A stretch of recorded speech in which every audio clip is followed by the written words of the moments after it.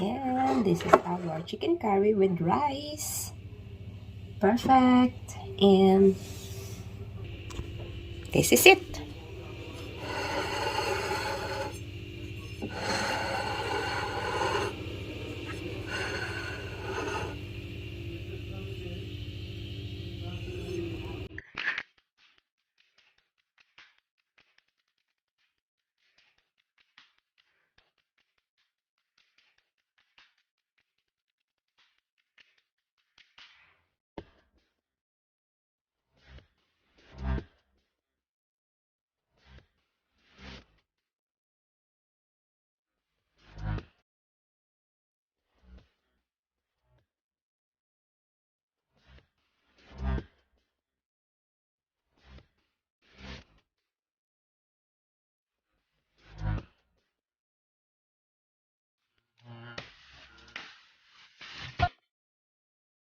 Hello everyone, this is Amazing Grace, and now I'm going to show you our menu for today. This is going to be chicken curry.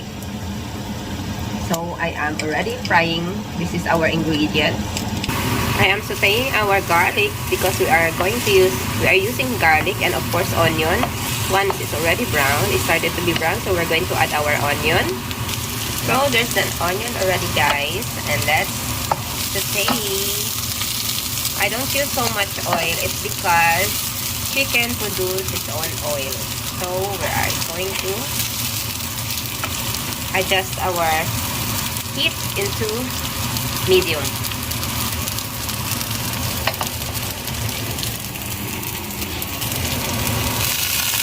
So this is our chicken. So we're going to saute our garlic and onion together with our chicken. So let's fry this, guys. So we're going to fry our chicken also until it's golden brown. So we're going to wait until it's golden brown, and we have like 7 drumsticks. It's because it's only, I don't know if Stephanie will eat dinner here, but it's good for 3 people. And the third thing that the people who's going to eat this is only me and Anga. And the reason why I fry the chicken together with garlic and onion, so that the aroma of the garlic and onion will also go in, or will be accumulating inside the meat of our chicken. And of course we have also we're going to use also vegetables like I don't really stress about the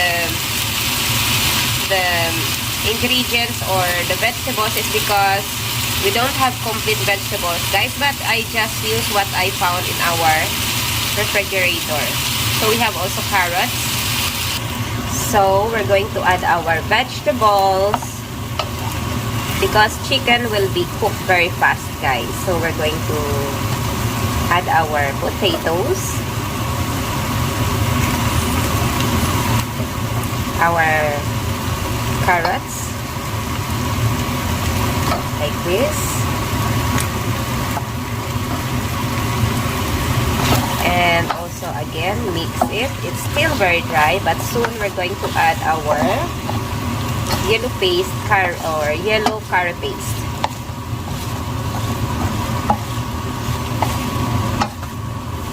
So now we're going to add our yellow curry paste.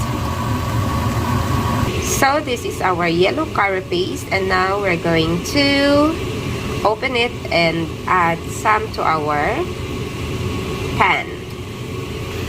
And we're going to use I think we're going to use 2 teaspoons of this, like this, guys. It's a teaspoon, but maybe it will be like a spoonful.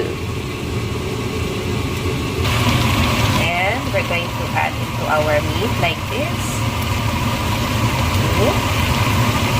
And once it becomes warm or heated up, it will melt and mix very nice.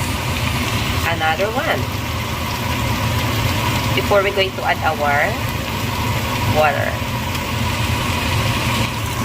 So let's mix like that. Because once it's heated, the chicken, it will melt. And it will be really good.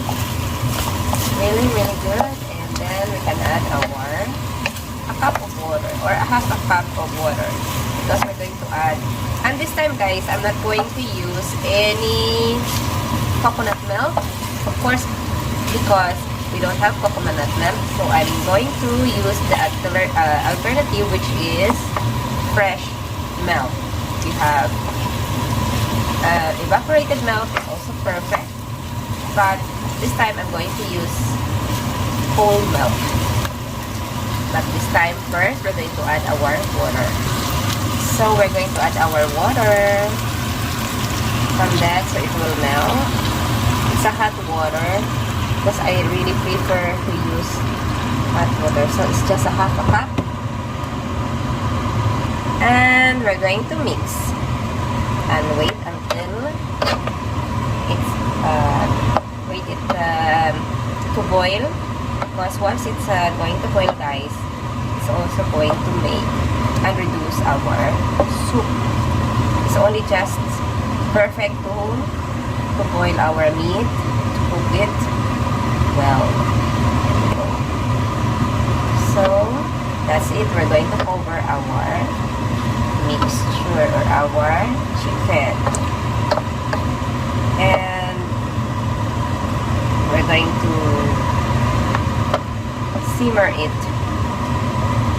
into 25 minutes to make sure that the meat of chicken is 100% cooked. So let's cover our pan and wait. After 25 minutes, we're going to check it. You see guys, it's boiling, so we need to reduce our, because I adjusted it from medium to high. Now it's boiling. We're going to adjust it from high to medium heat, just to simmer our meat or our vegetables together with our meat. After 25 minutes, guys, let's open and see. You see guys, oh, that our sauce becomes thick. So this time we're going to add, oops, I have to make me adjust the fire to, there you go guys, you see how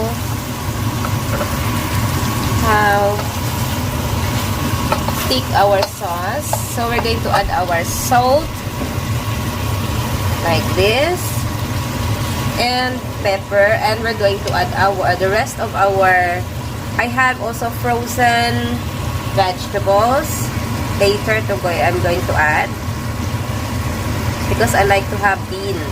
Supposed to be, it's not, I'm not going to add beans, but I like green peas. So this time guys, we're going to add our whole milk, and you can use any kind of whole milk that you like, but I am using lactose-free whole milk because, as you know, I have a problem if my stomach reacts to milk that is not lactose free. So instead of using coconut milk, we are using whole milk.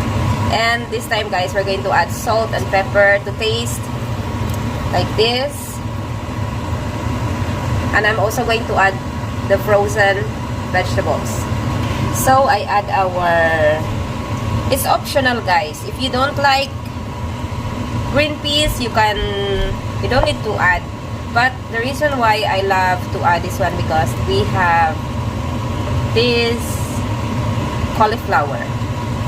It's optional. You can use I want to add also paprika, but they don't like paprika guys. So that's the reason you normally don't see any paprika in my cooking. It's because they don't like to eat paprika. But this one is okay for them. And then what we're going to do is to simmer again in going to taste it once it's done. I'm also going to add cabbage. I like cabbage. So,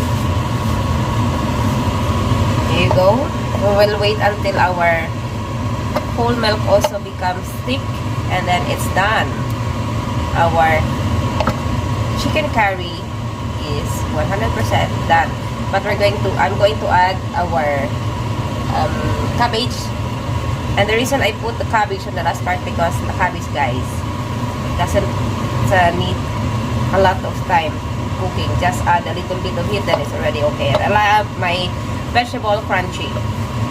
So now I added our cabbage, and as you see, the milk, guys, is simmering. The reason why I don't put too much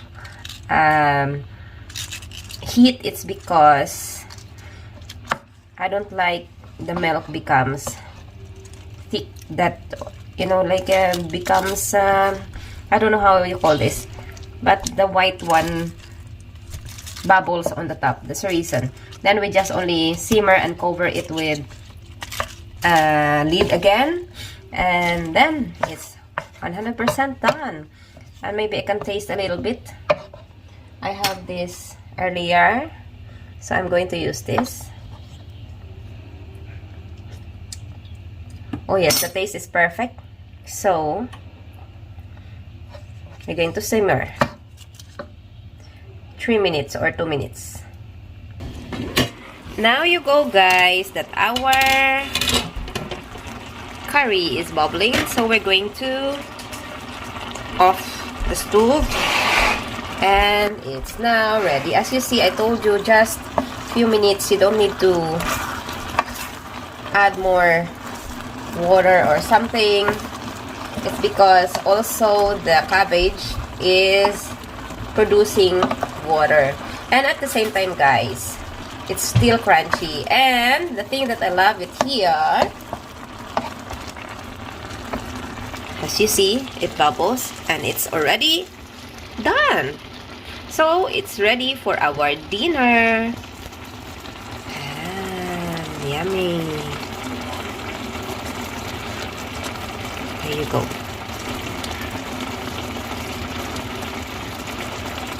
Perfect.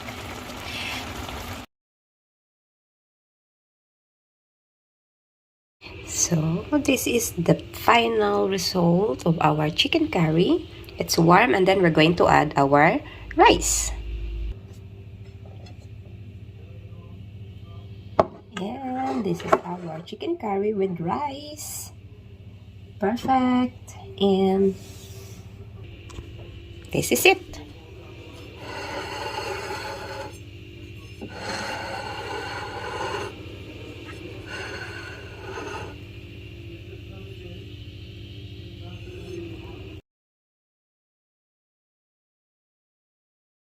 Anyway, guys, our cooking is done, but Stephanie just arrived. Perfect timing.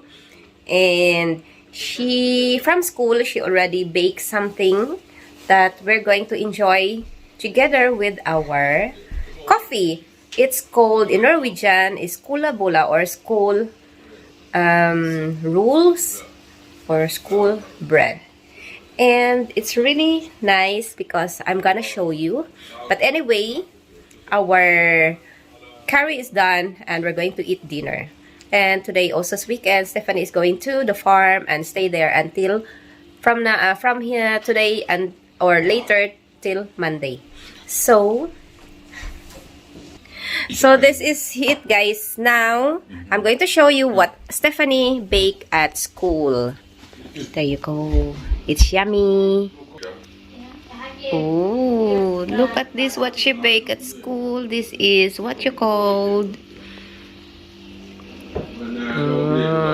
There are some that is with couscous, some just only a melis or frosted sugar. With, of course, this is vanilla. That yellow on top, guys, is vanilla. I understand maybe it's a little bit messy because it was warm, and she, after it's done, Then she put it in a plastic and bring home. So some of it is maybe a little bit messy. But anyway, there's nothing to complain. This is really fantastic and really good. So is it yummy, guys? So this is Stephanie, guys. And yes, thank you so much for bringing dessert. And you see how tall she is, guys. She's taller than me. Yes. And we're going to eat dinner. So you can prepare and bring all your things that you needed to the farm.